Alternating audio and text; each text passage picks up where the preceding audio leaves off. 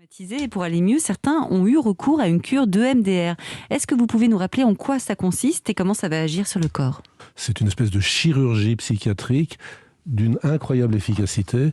Alors ça marche de manière très simple et ça a été inventé par une psychologue, Francine Shapiro, à San Francisco, à qui le médecin, sans aucune précaution, lui a dit dans un couloir « Au fait, j'ai oublié de vous dire, vous avez un cancer. » La fille retourne effondrée chez elle, se met sur son lit et machinalement, elle laisse errer son regard d'un coin à l'autre du plafond. Elle s'aperçoit que ça lui fait du bien.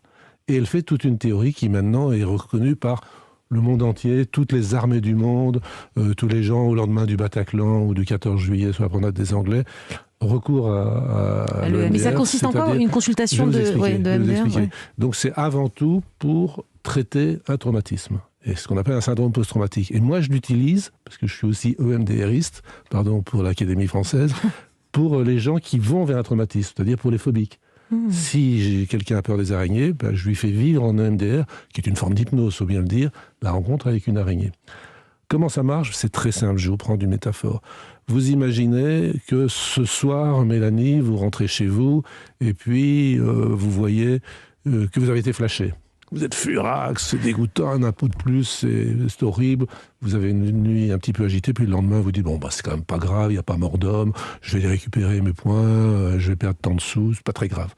C'est-à-dire qu'au cours de la nuit, vous avez téléchargé une pièce jointe, le flash, de votre hémisphère droit qui est affectif à l'hémisphère gauche qui est rationnel.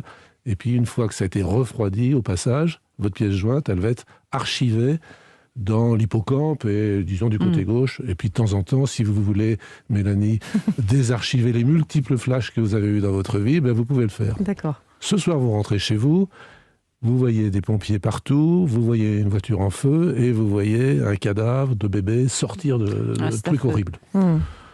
Le soir, vous n'êtes pas bien, vous mettez au lit. Toute la nuit, vous cauchemardez. Le lendemain, vous êtes toujours aussi mal. Et dans la journée, vous avez des flashbacks. Donc ça témoigne de quoi ? C'est que au cours du rêve, c'est-à-dire du sommeil paradoxal, quand on a des mouvements oculaires rapides, exactement comme le MDR, on essaye de télécharger la pièce, mais elle est trop lourde. La pièce jointe est trop lourde. Du coup, votre système, il insiste, il essaie de faire passer le truc, ça ne marche pas, cauchemar répétitif, flashback dans la journée, et puis, à force de faire, il se met en boucle, il bug, et ça s'appelle le syndrome post-traumatique, avec suicide, alcoolisme, toxicomanie, et tout ce qu'on peut imaginer. Le MDR, c'est quoi ? C'est exactement comme quand vous, Julia, vous revenez d'un mariage et que vous avez fait 250 photos et que vous les envoyez à tous vos amis, puis la pièce jointe est trop lourde. Il faut faire un WeTransfer ? Non, pas WeTransfer. Là, vous êtes en train de tout me détruire. Merci, Julia, je n'attendais pas moins de vous. Donc, qu'est-ce que vous faites ? Vous prenez par petit paquet de 25, vous fragmentez votre pièce jointe et vous l'envoyez. Le MDR, c'est rien d'autre. C'est-à-dire, vous faites revivre par hypnose le traumatisme.